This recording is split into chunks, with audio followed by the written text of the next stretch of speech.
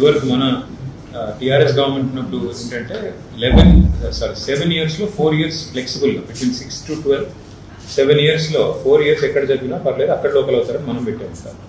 ఈ గవర్నమెంట్ వచ్చాక మార్చేది పెట్టారు, GO 33 అనుకుంటారు. సో రిక్వెస్ట్ ఏంటంటే దాదాపు 50 మంది పిల్లలు ఎటు కాకుండా అయిపోయారు. ఏంటంటే వాళ్ళు ఆంధ్రాలో చదువుకున్న తర్వాత ఇప్పుడు వాళ్ళు +2 అక్కడ చేశారు, ఇక్కడ 10th దాకా ఇక్కడ చదివారు. 50 మంది మెడిసిన్కి క్వాలిఫై అయిన వాళ్ళు నీట్లో they are suffering. What they request వాళ్ళందరినీ కలిశారంటే గవర్నమెంట్లో, సీఎంని తప్ప.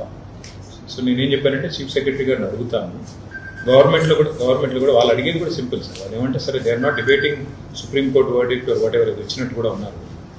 అయితే వాళ్ళు రిక్వెస్ట్ చేసేది ఏంటంటే దీన్ని రెట్రాస్పెక్టివ్గా కాకుండా ప్రాస్పెక్టివ్, అంటే ఈ పిల్లలు ఎవరైతే ఆల్రెడీ మధ్యలో ఉండిపోయారు ట్రాన్సిషన్లో వాళ్ళకి రిలీఫ్ ఇవ్వాలంటే 28 తర్వాత ఇంప్లిమెంట్ చేయమని అడుగుతున్నారు. అంటే ఉంది సార్, రిప్రజెంటేషన్ ఉంది, ఆ పిల్లలందరూ ఉన్నారు, నా ముందే ఉన్నారు, మొత్తం ఫ్యామిలీస్ పేరెంట్స్ అందరూ ఉన్నారు. మీరు ఎన్ని గంటలకు కలవగలుగుతారు? నేను మా MLC నుంచి పంపిస్తాను.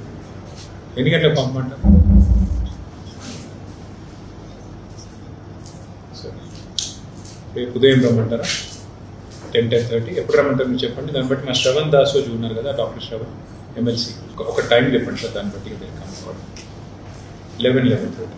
So Shravan will lead the delegation, will bring in a handful of students and parents. అంటే ఏం లేదు, 28 తర్వాత మీరు ఇంప్లిమెంట్ చేసుకోండి, ఇబ్బంది లేదు, పిల్లలు. Thank you.